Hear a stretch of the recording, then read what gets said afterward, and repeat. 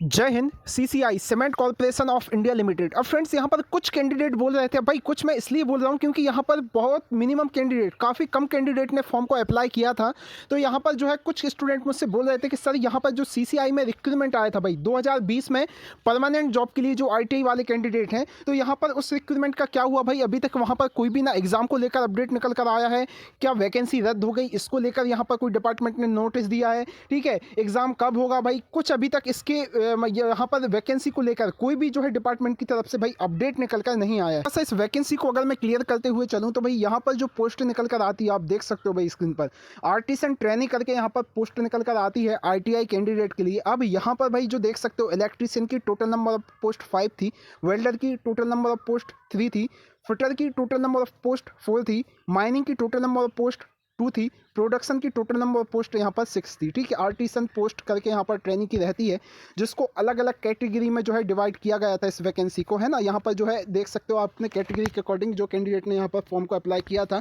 Maximum age limit 27 साल यहाँ पर भाई मैक्सिमम एज लिमिट रखी गई थी, और इस पर कंपनी और गवर्नमेंट ऑफ इंडिया के रूल्स के अकॉर्डिंग यहाँ पर भाई एज रिलैक्सेशन भी आपको दिया जाता है ना।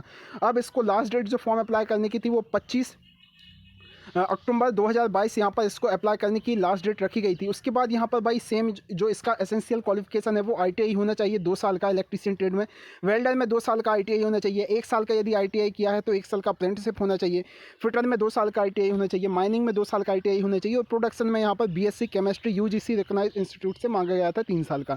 यहाँ पर आप देख सकते हो भाई या एज रिलैक्सेशन भी आपको दिया जाता है यहाँ पर 3 ईयर का ओबीसी को, 5 ईयर का एसटी एससी कैंडिडेट को। ठीक है, ये सारा कुछ मैंने आपको क्लियर करके बताया। ऑनलाइन फॉर्म को अप्लाई करना था यहाँ पर, है ना।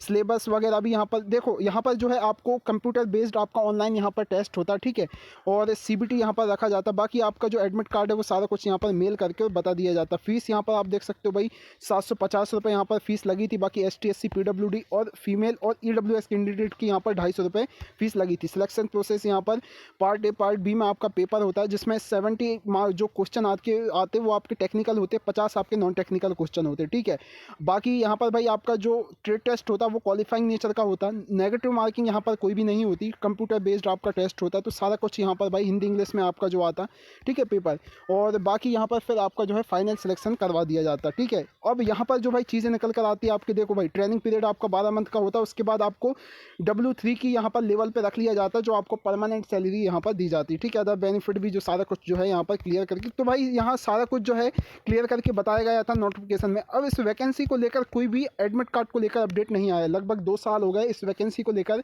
ना तो एडमिट कार्ड को लेकर कोई अपडेट आया कि भाई इस भर्ती को रद्द कर दिया गया, इसको लेकर भी कोई नोटिस नहीं आया। तो भाई यहाँ पर कैंडिडेट जिस तरह से बोल रहे थे, तो मैंने आरटीआई यहाँ पर डाला था। ठीक है, तो आरटीआई का जो जवाब डिपार्टमेंट ने दिया है वो मैं आपसे यहाँ पर भाई शेयर कर देता हूँ। क्या जो है आरटीआई का जवाब डिपार्टमेंट ने मुझे दिया, तो देख रहे हो भाई, ये cement corporation of India limited की तरफ से आरटीआई का मुझे रिप्लाई आया था। यहाँ पर आप देख सकते हो भाई 5 दिसंबर 2022 को इसका रिप्लाई मुझे मिला है cement corporation of India limited का। भाई मैं पहले ही कह देता हूँ, कैंडिडेट चैनल के साथ बने जरूर है ना, ताकि कोई भी टेक्निकल जॉब का यहाँ पर अपडेट निकल कर आता है आईटीआई डिप्लोमा कैंडिडेट के लिए, तो भाई यहाँ पर मैं बैठा हूँ उसकी हर अपडेट आपको देने के लिए। जैसा कि आप स्क्रीन पर देख रहे हो फ्रेंड्स, यहाँ पर जो मुझे रिप्लाई दिया गया है डिपार्टमेंट ने, यहाँ पर मैंने रिक्वायरमेंट के रिलेटेड ही जो है पूछा था कि भाई क्या हुआ है इस वैकेंसी का, क्यों यहाँ पर कोई एडमिट कार्ड का अपडेट नहीं आया।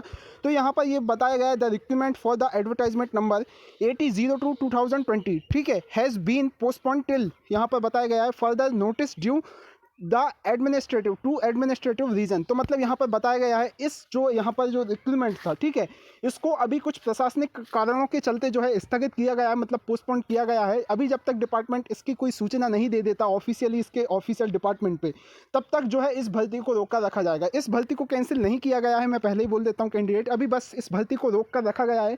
उन्होंने बोला है भाई इसकी कोई भी अगर सूचना आएगी तो वो इसके ऑफिशियल वेबसाइट पर आएगी। कुछ प्रशासनिक कारणों के चलते जो है इस भर्ती को यहाँ पर पोस्टपोन किया गया है। ठीक है, तो ऐसा नहीं है कि ये भर्ती कैंसिल हो गई, इसका एग्जाम होगा, लेकिन थोड़ा सा हो सकता है भाई कुछ डिपार्टमेंट में दिक्कत आ गई हो, या इस रिक्रूटमेंट के रिलेटेड कुछ यहाँ पर शेड्यूल नहीं बन पा रहा हो एग्जाम का, या जो भी हो। तो भाई यहाँ पर डिपार्टमेंट जैसे कोई अपडेट आपको आएगी तो ऑफिशियल वेबसाइट पर दे देगा, और अगर कोई अपडेट आती है तो उसके लिए मैं बैठा हूँ भाई बताने के लिए, है ना। तो जो कैंडिडेट बोल रहे थे कि सर यहाँ पर cement corporation of India limited का एग्जाम नहीं हुआ है आईटीआई कैंडिडेट का, तो उनको भाई ये अपडेट देना बहुत ज़रूरी था, और उनके ही कहने पर यहाँ पर मैंने आरटीआई डाला था। ठीक है, ताकि जो है यहाँ पर हमें करेक्ट जानकारी मिल सके कि एक्चुअली इस भर्ती को अभी तक कोई भी अपडेट निकल कर क्यों नहीं आया। बाकी भाई चैनल के साथ बने जरूर रहना, मिलते हैं नेक्स्ट अपडेट के साथ, अपना ख्याल रखें, जय हिंद।